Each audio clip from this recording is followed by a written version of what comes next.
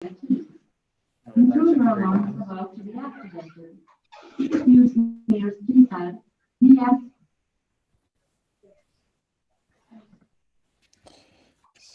So. Okay, let's see. Are we live? Quit. Yep. All right. Welcome back, everyone.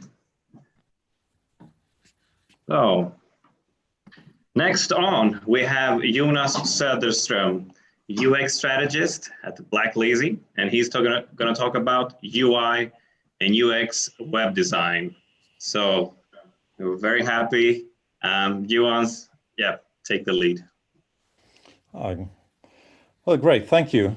I hope you can hear me. And let's see if I can share my screen now here. Let's go to desktop, share. And it should be doing something. So I hope everyone can see the slide here, which says what is UX and UI and ...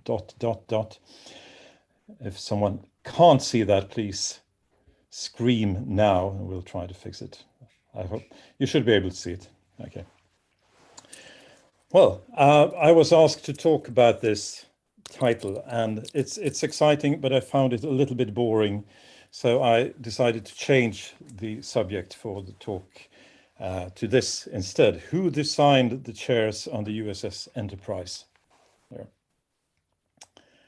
Well, you know this, the look here, and you know what the bridge looks like that. And you know what will happen next.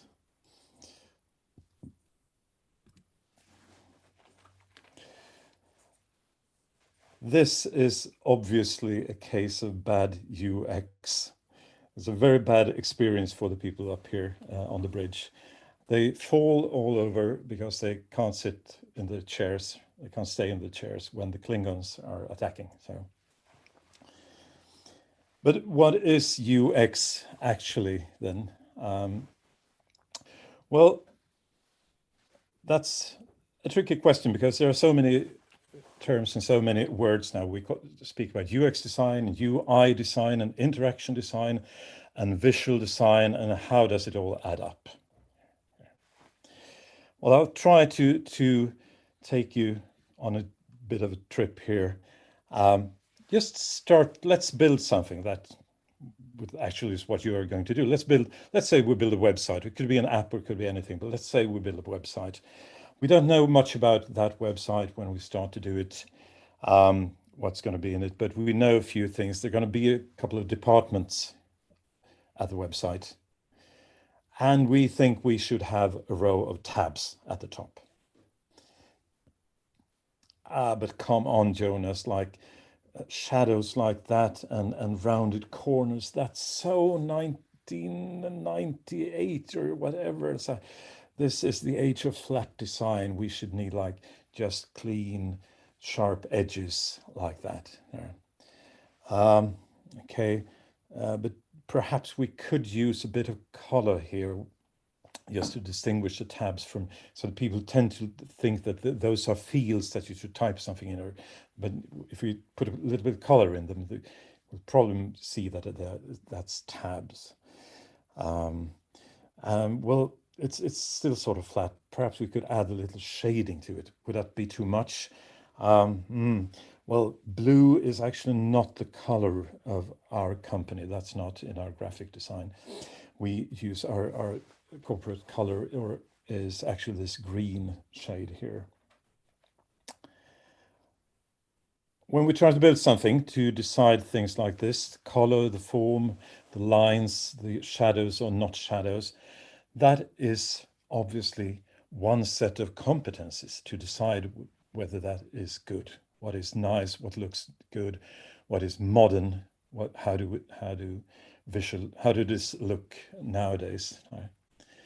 So that's one set of things that you have to decide. These are design decisions.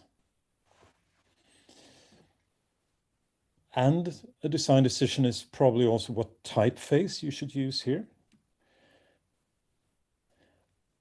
But then what's really under the tabs? What headings do we use here? Should it be information? How many departments should there be, and in what order should they come? Should about be next, the second from the right, or should about be the last one? What do we actually put under these headings? Well, that's obviously another set of competences. That's another set of design decisions that we do that don't have much to do with what color there is. How do we organize the information? How do we make it able to interpret for the users? But say we settle on these headings, then comes another thing. What can you do with this menu? What if you click on it? What happens then? Are there a number of sub-menus that drop out?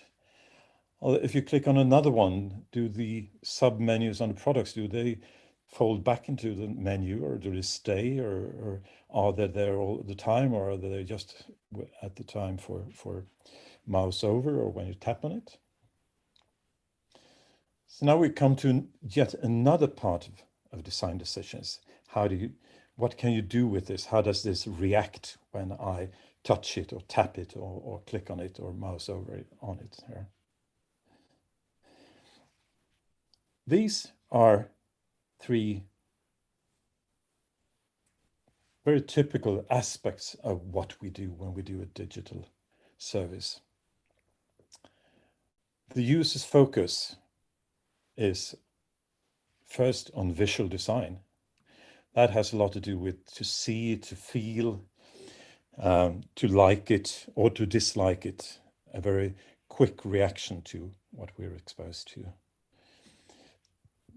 The second part is information design. How do we organize the material? And from the user's perspective, that's the question. The thing that they do here is to interpret or to understand and to try to find what they're looking for. And finally, the thing, when they start to interact directly with the thing, in this case, click on the menu, click on the buttons, that is interaction design. That has a lot to do when they act, they shop, they order, or they register, or fill in forms, things like that. So here are three very distinct aspects of design decisions that we have to make for the user. Visual decisions, information decisions, and interaction decisions here.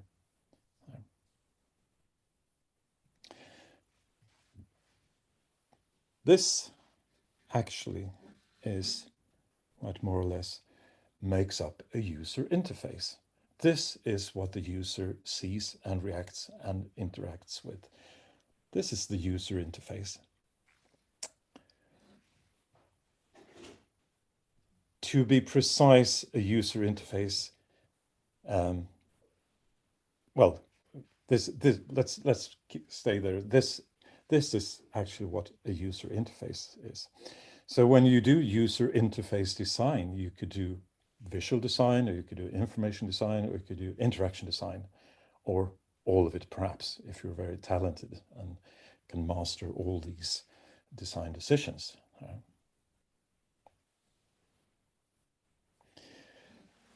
Well, if this is UI, this is the UI. We can hear now that you talk about a UI designer, and I think what people usually mean is a visual designer. When the companies ask for a UI designer, it seems that they have in mind the visual side of it, but the actual user interface are all these three things. And of course they overlap. There are things we do that are visual design that helps the information design. If we, for example, would say, God forbid, would decide to have different colors on each tab on that menu, then we would have a visual design that would, where the intention was to help the information design, help users find the different departments and identify the different departments by color. So that would be something that would go in the overlapping area between visual design and information design. And likewise, there are overlapping things between interaction design and information design. Actually, most of the interesting things in an interface are the things that happen in these overlapping areas, and things that can go wrong are often in these overlapping areas, which is a strong reason for us to have much more teamwork in our work, to have visual designers, interaction designers, and developers, etc., working together. Well, if this is UI, well, what then is UX?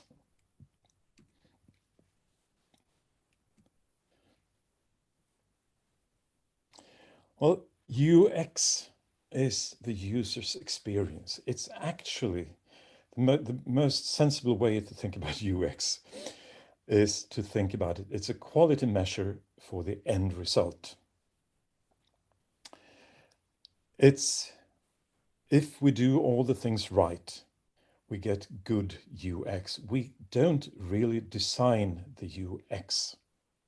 We don't design the UX because it's inside the person, inside the user. It is what he or she experiences. It's a bit like a rocket ship must have a certain speed to escape from Earth, or a certain speed to reach warp speed or whatever there.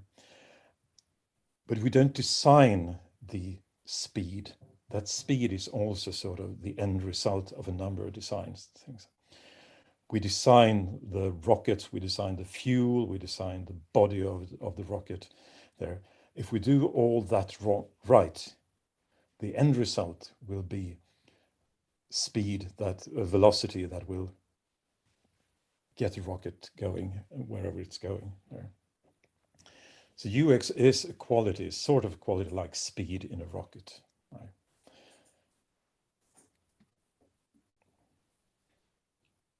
When they use your app or your site or your service, they experience it in sort of this order. They start to use it, and then the first thing they experience is, wow, this looks cool, this is pretty, or this is business-like, this looks like a bank, this is trustworthy.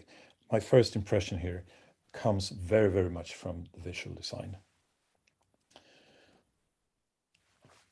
And then they go on and look for something that they're looking for. Oh, here is the information about voting that I've been looking for, or about the sustainability goals or whatever.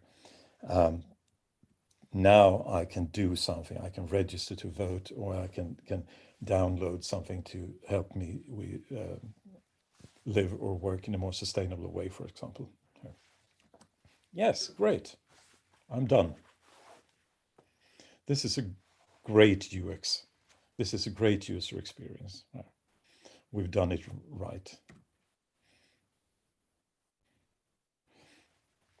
When you do things wrong, when you do the bad user interface, people start using it, and what does this look like really? This is ugly, this is strange, I don't trust this.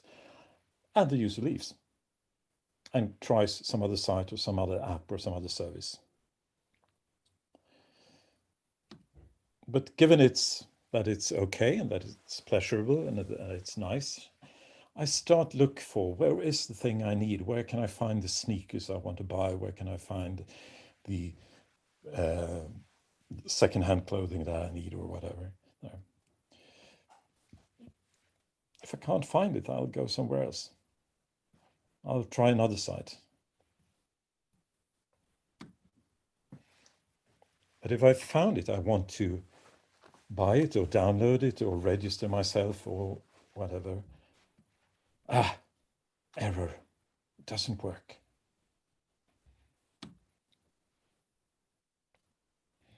The thing here is that if you don't really like it, if you don't really like the visual design, well, the user will probably leave. but won't be terribly upset. Probably won't remember this much.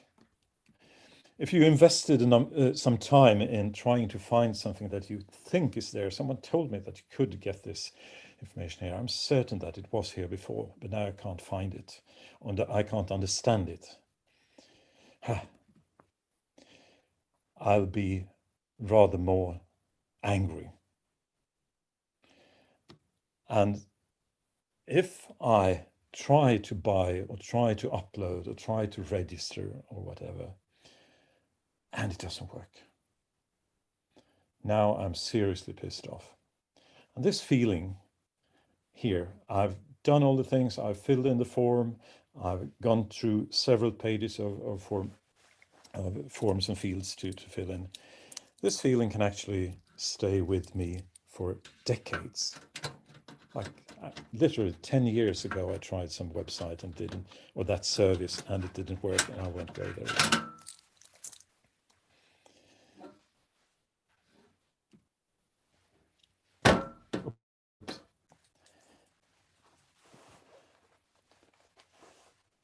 To be specific then, what I've talked about here is actually a graphic user interface.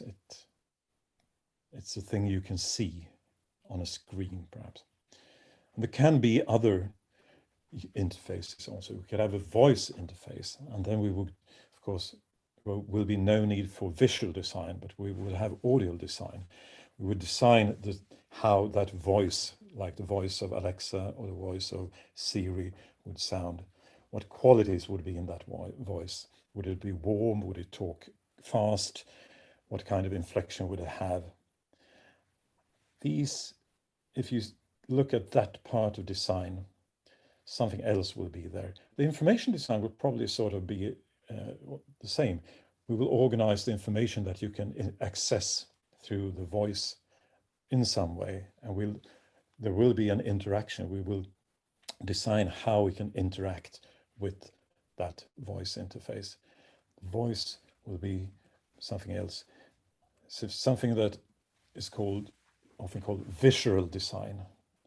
And visual design is the design that talks directly to your senses, be it then the eyes, visual design, the ears, the sound design, or even tactile design. What do you feel? Yeah. So visual design is a term that sort of is made popular by Don Norman, one of the design gurus in our field. So let's go back to chairs. Let's go back to chairs. A chair has visual design. It has color, it has form, and there is a tactile feeling to the surfaces. So it's visual design. And that part that you sit on is actually an interface for your bum.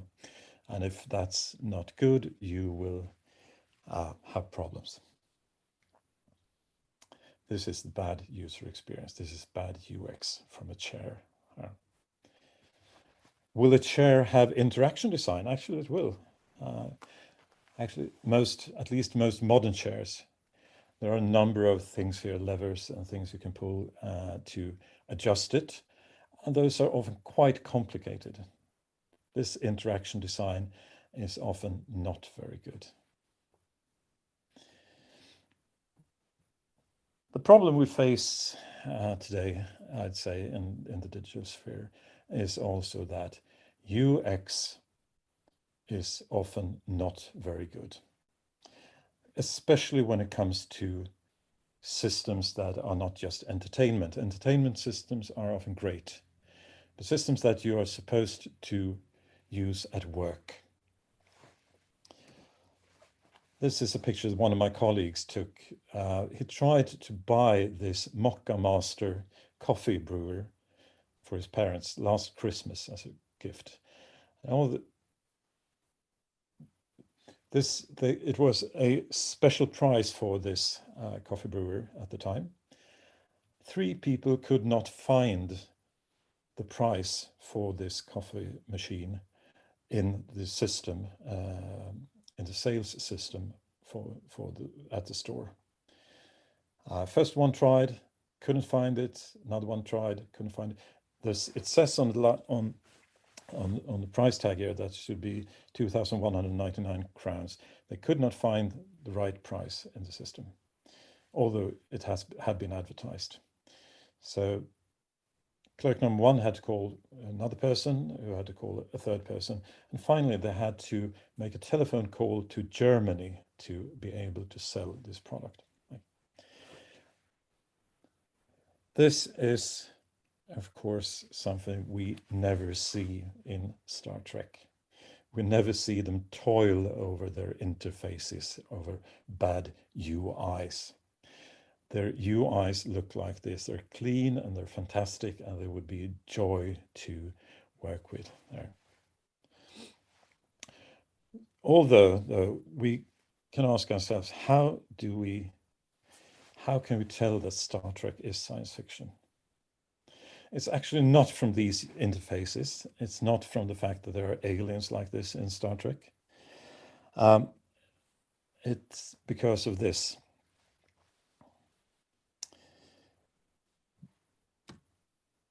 Whenever Captain Kirk says, "Oh, shields are offline, we're under attack," what happens then? Well, in the blink of an eye, someone tells them that, "Wait, I'll just reconfigure the warp flow from the core and hackety. There, it's up again, Captain." And it takes 30 seconds or less. This is complete science fiction. When it comes to our systems today, the reality is this.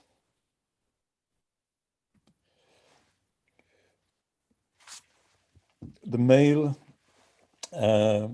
accounts of these professors in Gothenburg is down and has been down for a month. Still down 1 month after the crash. That is to say that if Gothenburg University was in the universe, it would be blasted to pieces by a Klingon ship before they had even said IT department. I've been working with web systems and IT systems and digital systems for 20 years, and I'm still baffled about how bad a lot of things are there and how much opportunity there is. There's a huge opportunity in improving things like the systems that these clerks are using in the store, and that most of us use at work, and that our sisters and our mothers and our brothers use at work. This is the words from a guy called Young Fook. It's actually from Singapore. Every day, hundreds of millions of people go to work and hate the piece of shit software they have to use to perform their jobs. We should be doing better than this. And there actually is something that we could use here. Scandinavia was famous and is still famous in a lot of parts of the world for Scandinavian design. When the US sent a new ambassador to Sweden a couple of years ago, they asked him, "What do you know about Sweden?" He said, "Oh, you have great design." Things like this lamp. This is the PH lamp, designed by this man. Would anyone like to guess when this was first sold, when this was premiered? You'll have to unmute yourself and shout.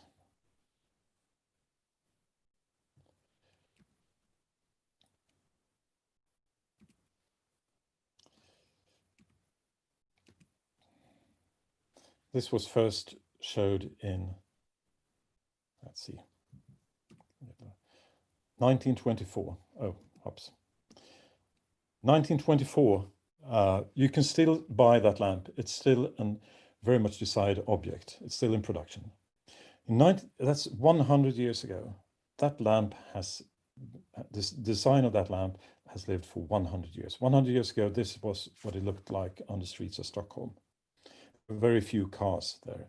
The PH lamp is still giving light to our many houses and many places here. Yeah. This is Swedish design. This is the chair Pernilla by Bruno Mattsson. It's from 1945. This is Bruno Mattsson in his Pernilla chair in his home, which is now a museum, and people make pilgrimage there to watch it. Wow, this is where the great designer lived. What would it be like to have your house a pilgrimage for people 50 years on now? Wow, this is where this web designer lived. Right. This is the Finnish X-top glass top table. Right. Smooth, glassy surface here. What does it look like? What does it look like this now? Well, a smartphone, an iPhone, the smooth, glassy surface here. This is the Panton chair, Danish designer Werner Panton from 1960. This is built in one piece from plastic. Makes it very cheap. Everyone could use it. Everyone could buy it here. A lot of guys here, designers. Where are the women? This is the tableware Blue Fire, Blå Eld by Herta Bengtsson, one of the most obviously strikingly beautiful objects ever made. And this was from 1960. This was intended for a mass market. This was cheap. It was so cheap that my mother and father could buy this for their wedding, although they weren't affluent. And there's a theme here because Scandinavian design had these values. It was democratic, it was humane, and it was functional. Good things, good design should not just be for those who were rich, who could afford it, who were affluent. It would be for everyone. And this is the Tulip Chair by Eero Saarinen from 1950. This is the first chair with only one leg. And where have we seen this before? Well, they added pieces of styrofoam to it, but it's here on the bridge of Enterprise. When Enterprise Star Trek was designed in 1960, they wanted to have things like was so much in the future that they turned to Scandinavian design. So there are lots of things, Scandinavian design things, on the bridge and on USS Enterprise. Unfortunately, they didn't add the seat belt, which was invented by Volvo, the Swedish firm, about this, in the 40s here. But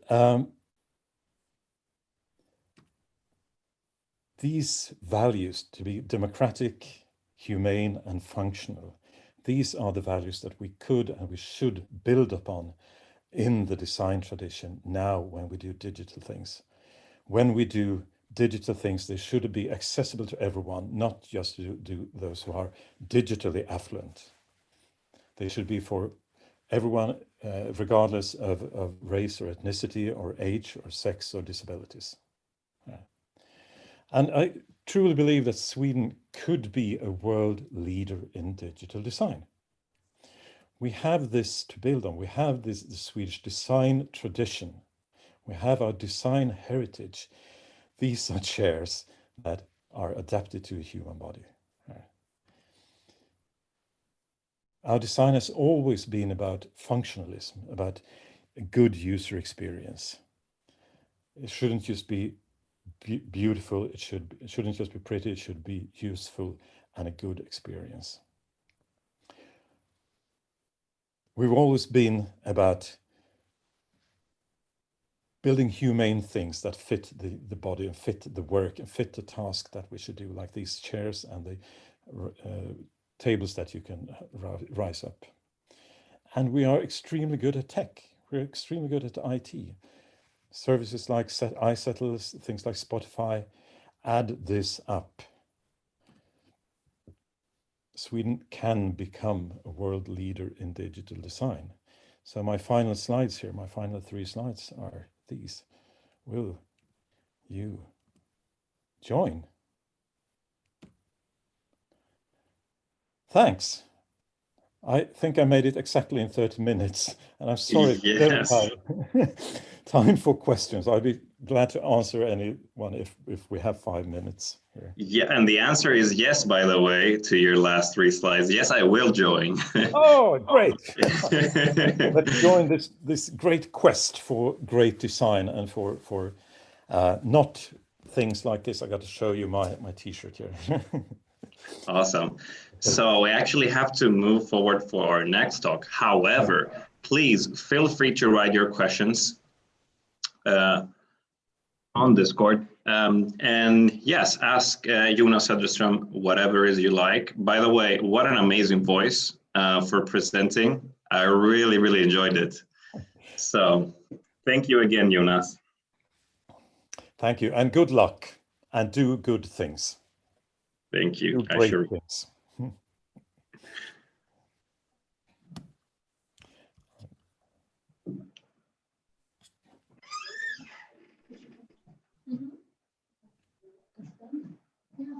Yeah, I think you are still sharing your screen, Jonas. I think I just stopped sharing it. All right, awesome.